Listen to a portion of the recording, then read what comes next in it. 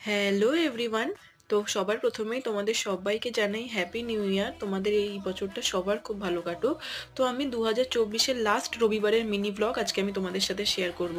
হ্যাঁ জানি অনেকটা লেট হয়ে গেছে, তো যাই হোক আমি সেই রবিবার চলে গেছিলাম চিড়িয়াখানায়। আর তোমরা চিড়িয়াখানায় সেদিন কি পরিমাণ ভিড় ছিল দেখতেই পাচ্ছ। মানে দেখতে গেছিলাম পশু, কিন্তু আমরা শুধু মানুষ দেখেই বাড়ি চলে এসেছি, এরকম একটা অবস্থা।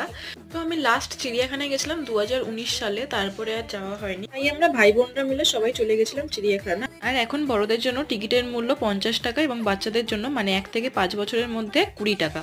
তো আমি তোমাদেরকে প্রথমেই বললাম যে প্রচন্ড ভিড় ছিল, যার জন্য আমরা সেভাবে কিছুই তেমন দেখতে পারিনি, ওই অল্প কিছুই আমরা দেখেছি।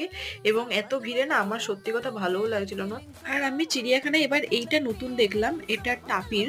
তো এটা আমি আগে কোনোদিনও দেখিনি। তো যাই হোক আজকের মিনি ব্লগটা এই পর্যন্তই রাখলাম। তোমাদের ভিডিওটা ভালো লাগলে একটা লাইক করে দিও। তো চলো টাটা।